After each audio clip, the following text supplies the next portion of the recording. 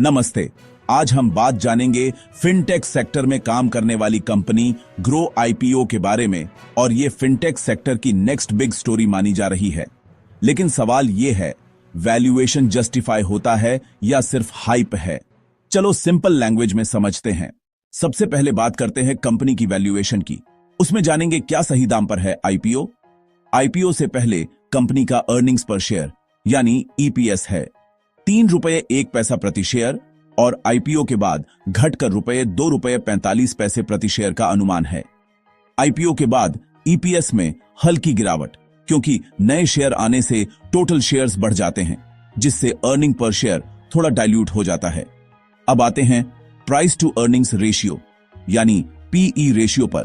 IPO से पहले 33.26 गुना और आईपीओ के बाद 40.79 गुना का अनुमान है।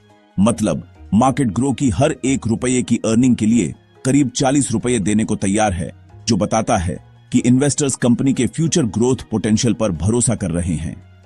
रिटर्न ऑन नेटवर्थ है 37.57%, जो फिनटेक सेक्टर के हिसाब से काफी स्ट्रॉन्ग नंबर है। यह दिखाता है कि कंपनी शेयर होल्डर्स की पूंजी पर अच्छा रिटर्न जनरेट कर रही है। प्रॉफिट आफ्टर टैक्स मार्जिन है 44.92%, यानी ग्रो डब्ल्यू अपनी कुल आय का लगभग आधा हिस्सा शुद्ध लाभ के रूप में रख पा रही है, जो इसके एफिशिएंट बिजनेस मॉडल की ताकत दिखाता है। प्राइस टू बुक वैल्यू है 11.76 गुना, जो साफ बताता है कि मार्केट ग्रोव को एक प्रीमियम फिनटेक ब्रांड की तरह वैल्यू कर रहा है, क्योंकि इन्वेस्टर्स को इसमें लॉन्ग टर्म ट्रस्ट और ग्रोथ दोनों दिखाई दे रहे हैं। और अगर बात करें मार्केट कैपिटलाइजेशन की, तो आईपीओ के बाद ग्रोव का अनुमानित मार्केट कैप है 61,745 करोड़ 97 लाख रुपए, यानी ग्रो अब उन चुनिंदा फिनटेक जायंट्स में शामिल हो गया है जिनकी वैल्यूएशन 60,000 करोड़ रुपए से भी ज्यादा पहुंच चुकी है। सीधे शब्दों में यह सस्ता स्टॉक नहीं है, लेकिन ब्रांड पावर, ट्रस्ट और प्रॉफिटेबिलिटी की वजह से इन्वेस्टर्स का इंटरेस्ट ग्रो में काफी सॉलिड बना हुआ है। अब बात करते हैं कंपनी के वित्तीय प्रदर्शन की। मार्च 2024 में कंपनी का रेवेन्यू था 2,795 करोड़ 99 लाख रुपए, जो मार्च 2025 में बढ़कर 4,061 करोड़ 65 लाख रुपए हो गया, यानी करीब 1,245 करोड़ 66 लाख रुपए की बढ़त, लगभग 45% की वृद्धि। वहीं अगर बात करें नेट प्रॉफिट की, तो मार्च 2024 में कंपनी को हुआ था 805 करोड़ 45 लाख रुपए का घाटा, जो मार्च 2025 में बदलकर 1,824 करोड़ 37 लाख रुपए का शुद्ध लाभ बन गया। यानी कंपनी ने एक साल में 3,630 करोड़ रुपए से भी ज्यादा का शानदार टर्न अराउंड किया है, जो इसके बिजनेस मॉडल और एग्जीक्यूशन दोनों की मजबूती दिखाता है। और अगर बात करें बोरोविंग्स की, मार्च 2025 में कंपनी के ऊपर कुल 351 करोड़ 99 लाख रुपए की उधारी दर्ज थी, जो जून 2025 में बढ़कर 324 करोड़ 8 लाख रुपए रही। यानी कंपनी अभी भी थोड़ी बहुत उधारी रखती है, लेकिन इसका लेवल मैनेजेबल है और फाइनेंशियल स्टेबिलिटी बनी हुई है। कुल मिलाकर कंपनी ने पिछले एक साल में रेवेन्यू और प्रॉफिट दोनों मोर्चों पर शानदार प्रदर्शन किया है और अब इसका ग्रोथ मोमेंटम लगातार मजबूत दिखाई दे रहा है।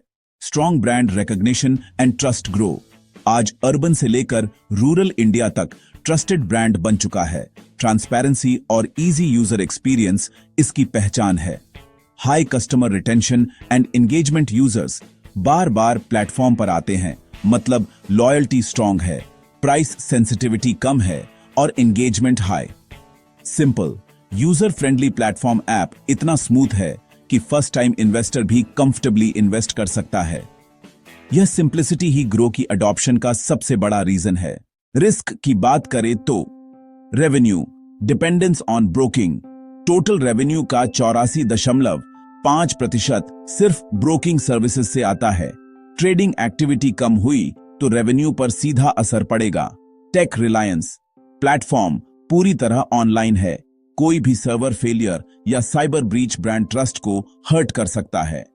मार्केट वॉलेटिलिटी, ग्लोबल या डोमेस्टिक अनसर्टेनिटी ट्रेडिंग वॉल्यूम्स घटा सकती है और कंपनी की अर्निंग्स पर प्रेशर डाल सकती है। ग्रो यानी billion brains garage ventures limited India की लीडिंग फिनटेक कंपनी है जो इन्वेस्टिंग को सिंपल, ट्रांसपेरेंट और डिजिटल बना रही है। ऐप से ही stocks, mutual funds, SIPs, IPOs सब इन्वेस्ट करने की सुविधा। बेसिकली ये यंग इन्वेस्टर्स की पहली इन्वेस्टिंग प्लेटफॉर्म बन चुकी है।